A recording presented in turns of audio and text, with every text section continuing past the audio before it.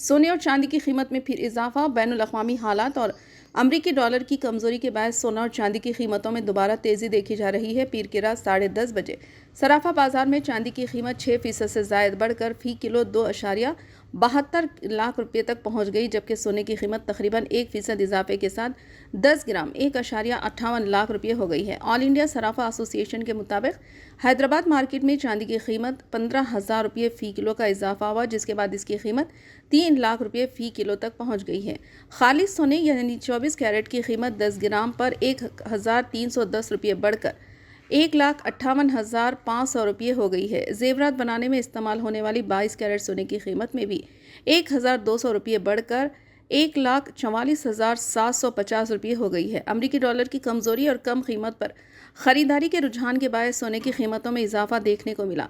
धातों में सरमायाकारी के हवाले से सरमायाकारों का एतमाद मजीद मजबूत हुआ। आए दिन कीमती धातुओं की कीमतों में इजाफे से शादियों के सीजन के पेश नज़र आम लोग फिक्रमंद है। खाना खाए